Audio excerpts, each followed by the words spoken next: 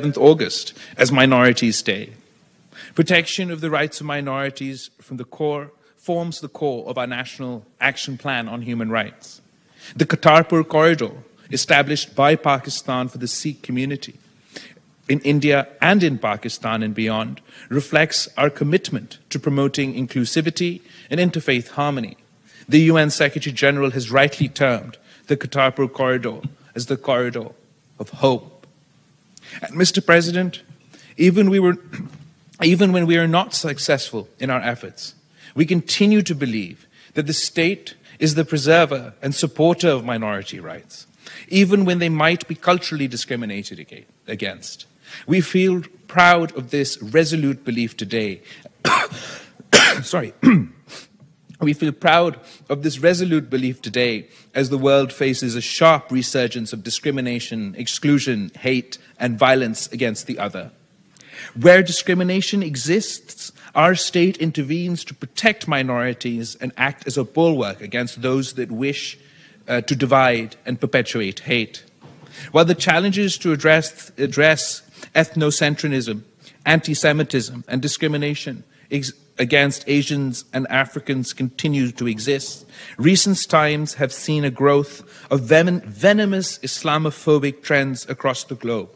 Unfortunately, there exist states that actively undermine minority rights, fan the flames of hatred, actively seeking to divide communities, persecute minorities as an active policy of state to perpetuate the political power of their ruling elite. Unfortunately, in my neighboring state of India, the once secular country as a home for all its communities is transforming into a Hindu supremacist state at the expense of its Muslim and Christian communities.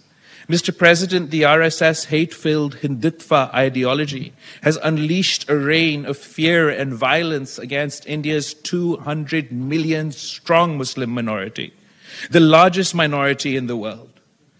This includes mob lynchings by cow vigilantes, frequent pogroms such as New Delhi in 2020 and Gujarat in 2002, discriminatory citizenship laws to purge India of Muslims, demolishing of homes and shops of Muslim communities under state patronage, storming of mosques by charged mobs, disinformation campaigns against Islam and Muslims on social media, bans on hijab, incitement to hatred and violence against Muslims in the political discourse, and a campaign to destroy mosques across India and obliterate its Muslim heritage and history, and increasingly frequent public calls for genocide against Muslims.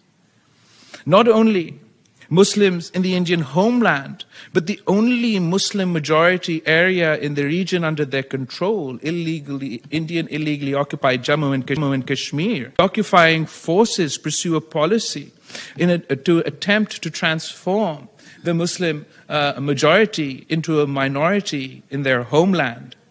And Mr. President, to all this, what is the response of the international community?